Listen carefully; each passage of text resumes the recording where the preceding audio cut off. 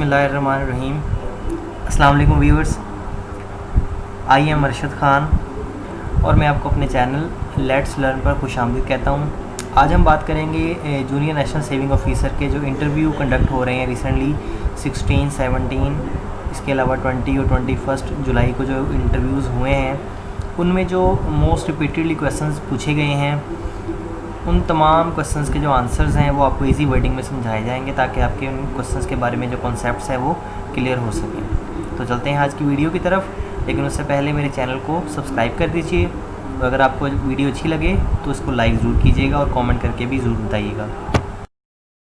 सबसे पहले जो क्वेश्चन अक्सर पूछा गया वो है ग्रॉस डोमेस्टिक प्रोडक्ट का, यानी कि जीडीपी का। जीडीपी क्या होती है, डेफिनेशन आप देख सकते हैं कि ग्रॉस डोमेस्टिक प्रोडक्ट एक मेजर ऑफ इकोनॉमिक एक्टिविटी है। इससे हम किसी भी मुल्क की जो इकोनॉमिक सरगर्मियाँ हैं उसको जज कर सकते हैं कि उस मुल्क के अंदर इकोनॉमिक एक्टिविटीज़ कितनी बेहतर तरीके से रन हो रही हैं। जितना जीडीपी उसका ज़्यादा होगा तो उसकी इकोनॉमिक एक्टिविटीज़ की जो वॉल्यूम होगा वो भी ज़्यादा शो होगा। तो जीडीपी क्या होता है कि किसी भी एक मुल्क के अंदर रहते हुए जो लोगों ने गुड्स एंड सर्विसेज को प्रोड्यूस किया है उन तमाम की जो मार्केट वैल्यू होती है, यानी कि एक मुल्क के अंदर पैदा होने वाली गुड्स एंड सर्विसेज उनकी जो मार्केट वैल्यू है उसका जो टोटल होता है उसको हम ग्रॉस डोमेस्टिक प्रोडक्ट का नाम देते हैं। इसमें मैंने लिखा भी हुआ है कि it is calculated by adding the total value of a countries annual output of goods and services. ठीक है कि मुल्क के अंदर जो आपने total goods and services produce की हैं उनका टोटल होता है एक साल के अंदर जो आपने प्रोड्यूस की होती हैं। सिर्फ इसमें एक ईयर को लेंगे, एक फिजिकल ईयर नॉर्मली लिया जाता है। जीडीपी क्या है, private consumption plus investment plus public spending plus the change in inventories plus exports minus imports. इसका फार्मूला भी आप याद कर सकते हैं। तो इसको हम ग्रॉस डोमेस्टिक प्रोडक्ट का नाम देते हैं। नेक्स्ट वो है फिलिप्स कर्व का। ये बहुत ज़्यादा क्वेश्चन जो है वो किया गया कि फिलिप्स कर्व क्या है। इसमें थोड़ी सी हिस्टोरिकल मैंने इसमें एक बात लिखी कि 1958 में इकोनॉमिस्ट जो था न्यूजीलैंड का जिसका नाम AWH फिलिप्स था, उन्होंने प्रपोज किया कि एक ट्रेड ऑफ है बिटवीन इन्फ्लेशन एंड एम्प्लॉयमेंट। वो क्या कहते हैं कि the lower the unemployment rate the higher was the rate of inflation. यानी कि उनके मुताबिक, इनके फिलिप्स के मुताबिक कि अनएम्प्लॉयमेंट का रेट जितना कम होगा, मींस कि जितनी एम्प्लॉयमेंट मुल्क के अंदर ज़्यादा होगी, यानी कि जितने ज़्यादा लोग मुल्क में काम करेंगे तो उतना ही इन्फ्लेशन का रेट भी ज़्यादा होगा। वैसे अगर हम देखें नॉर्मली तो ये किसी हद तक बात सही भी लगती है कि जब एम्प्लॉयमेंट लेवल ज़्यादा होता है तो लोगों की इनकम ज़्यादा होती है। जब लोगों की इनकम ज़्यादा होगी तो उनके पास परचेजिंग पावर ज़्यादा होगी। जब परचेजिंग पावर ज़्यादा होगी तो वो डिमांड ज़्यादा करेंगे। जब डिमांड ज़्यादा होगी तो उससे चीज़ों की प्राइसेस बढ़ना शुरू हो जाएंगी।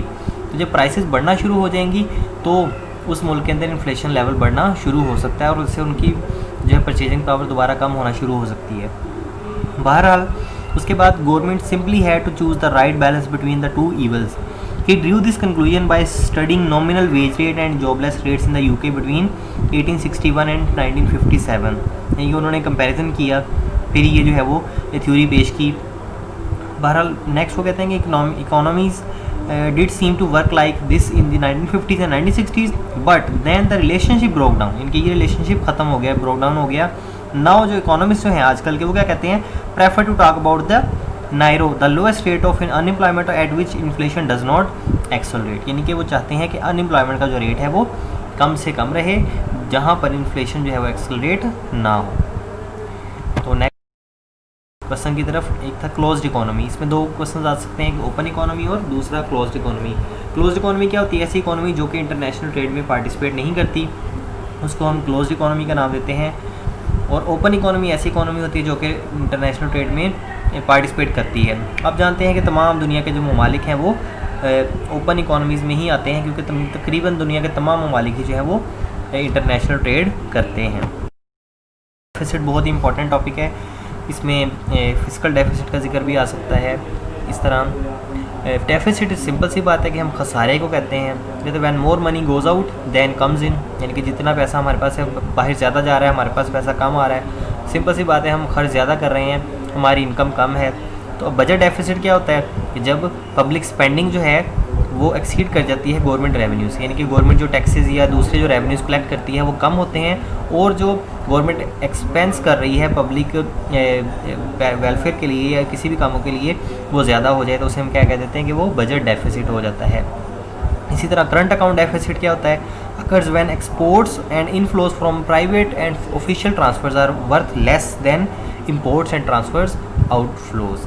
यानी कि करंट अकाउंट डेफिसिट तब होता है जब आपकी एक्सपोर्ट्स जो हैं वो कम होती हैं और आपकी इंपोर्ट्स क्या होती हैं, ज़्यादा होती हैं। यानी कि आपके जो मुल्क के अंदर डॉलर्स आ रहे हैं वो कम हैं, लेकिन जो मुल्क से बाहर डॉलर जा रहे हैं वो ज़्यादा हैं, उस वक्त आपका करंट अकाउंट डेफिसिट जो है वो क्रिएट हो जाता है। तो ये आपका एक डेफिसिट, या जिसको हम बजट डेफिसिट या फिजिकल डेफिसिट भी कहते हैं, इसी तरह करंट अकाउंट डेफिसिट, ये टॉपिक्स इसमें कवर हो रहे हैं। नेक्स्ट डिफ्लेशन और इन्फ्लेशन, दो टॉपिक्स थे।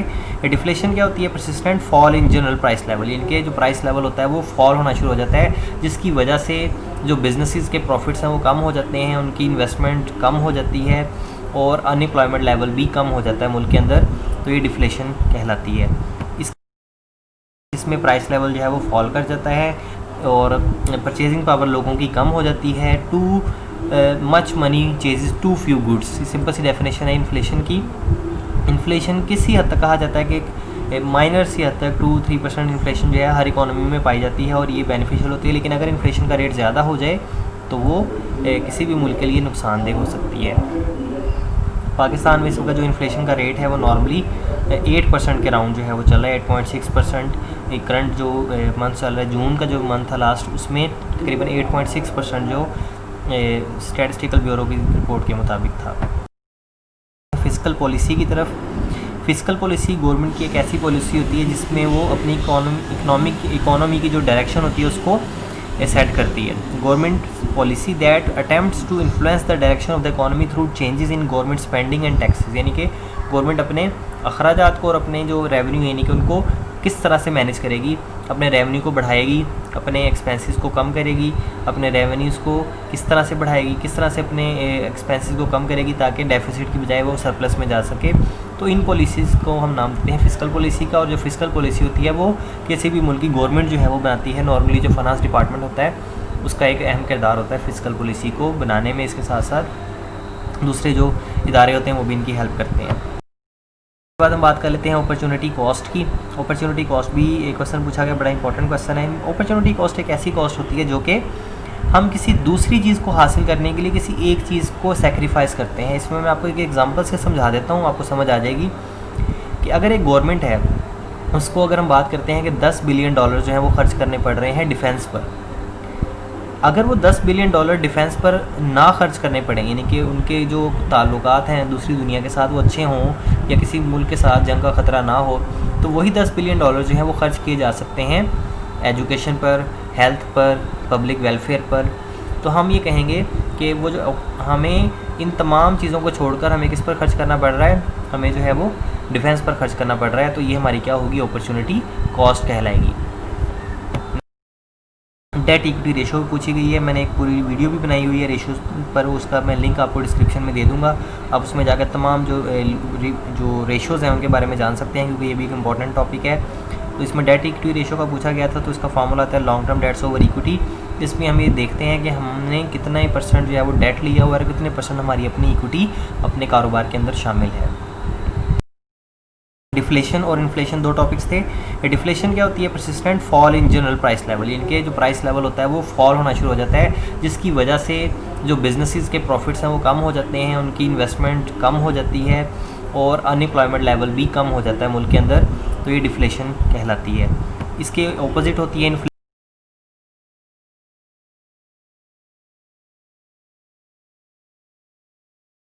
अनएम्प्लॉयमेंट क्या होती है कि अनएम्प्लॉयमेंट से मुराद ये होता है कि लोग जो हैं विलिंग होते हैं और एबल होते हैं काम करने के, लेकिन फिर भी उनको काम नहीं मिल रहा है, यानी कि जॉब करने लोग चाहते भी हैं, उनके पास स्किल भी है, लेकिन फिर भी उनको काम नहीं मिलता। उस लेवल को हम क्या कहते हैं, अनएम्प्लॉयमेंट कहते हैं। और इसका जो रेट है पाकिस्तान के अंदर इस वक्त वो नॉर्मली 6% के करीब है, और जो 2021 में इसका एक्सपेक्ट किया जा रहा है कि 5.8 के करीब ही रहेगा। टी बिल्स या ट्रेजरी बिल्स, ये गवर्नमेंट जो है वो इशू करती है। नॉर्मली गवर्नमेंट के बॉन्ड्स होते हैं, डेट्स होते हैं, सिक्योरिटीज़ होती हैं, जो नॉर्मली लेस दैन 1 ईयर के लिए इशू किए जाते हैं। Micro finance and commercial banks, micro finance bank एक ऐसे बैंक्स होते हैं जो कि पब्लिक को नॉर्मली जो स्मॉल बिजनेसेस होते हैं, स्मॉल या मीडियम बिजनेसेस होते हैं, और जो इंडिविजुअल्स होते हैं उनको शॉर्ट जो लोन्स होते हैं, स्मॉल अमाउंट के लोन्स होते हैं वो प्रोवाइड करते हैं ताकि वो अपनी जो नीड्स उनको पूरा कर सकें। इनको हम माइक्रो फाइनेंस, नाम से ही जाहिर होता है कि माइक्रो फाइनेंस यानी कि शॉर्ट फाइनेंस थोड़ी रकम जो होती है वो कर्जे की सूरत में लोगों को प्रोवाइड करते हैं। जो कमर्शियल बैंक्स हैं वो नॉर्मल अपने बिजनेस करते हैं और वो बड़ी अमाउंट्स को भी, यानी कि वो short term, medium term, long term, इसी तरह स्मॉल, मीडियम और लार्ज अमाउंट्स जो हैं वो देते हैं। तो ये दोनों के अंदर डिफरेंस है कि माइक्रो फाइनेंस सिर्फ छोटे अमाउंट्स, इनके स्मॉल अमाउंट्स है वो नॉर्मली स्मॉल बिजनेसेस को या इंडिविजुअल्स को देता है, जबकि कमर्शियल बैंक जो है वो तमाम और बड़ी ऑर्गेनाइजेशंस, कंपनीज़ को भी बड़े अमाउंट्स के कर्जे भी प्रोवाइड करता है। इसके बाद हम बात करें IRR की, internal rate of return. Basically अगर हम आज को इन्वेस्टमेंट कर रहे हैं किसी जगह पर, तो उसके अगेंस्ट हमें फ्यूचर में जो इनफ्लोज़ मिलेंगे, कैश इनफ्लोज़ होंगे, तो उसका हमें रेट देखना होता है कि वो कितना रेट है आज। अगर हम उसको देखें एट द रेट, इनकी क्या वो रेट होगा जिस पर हमारे आज उसकी जो कैश फ्लो की जो प्रेजेंट वैल्यू होगी वो ज़ीरो होगी, उस रेट को हम IRR का नाम देते हैं। यानी कि मिनिमम डिस्काउंट रेट होता है जिस पर मैनेजमेंट जो है वो एग्री हो जाती है कि हम इस प्रोजेक्ट को जो है वो एक्सेप्ट कर लें, इसको हम IRR का नाम देते हैं। Current assets minus current liabilities होती है। वर्किंग कैपिटल बेसिकली वो कैपिटल होता है जिससे हम अपने बिजनेस के डे टू डे एक्सपेंसेस को, डे टू डे रूटीन के जो अपने ज़रूरियात होती हैं उनको पूरा करते हैं और बिज़नेस को रन करते हैं, उनको हम वर्किंग कैपिटल कहते हैं। तो इसका formula current assets minus. Unemployment क्या होती है कि अनएम्प्लॉयमेंट से मुराद ये होता है कि लोग जो हैं विलिंग होते हैं और एबल होते हैं काम करने के, लेकिन फिर भी उनको काम नहीं मिल रहा है, यानी कि जॉब करने लोग चाहते भी हैं, उनके पास स्किल भी है, लेकिन फिर भी उनको काम नहीं मिलता। उस लेवल को हम क्या कहते हैं, अनएम्प्लॉयमेंट कहते हैं। और इसका जो रेट है पाकिस्तान के अंदर इस वक्त वो नॉर्मली 6% के करीब है, और जो 2021 में इसका एक्सपेक्ट किया जा रहा है कि 5.8 के करीब ही रहेगा।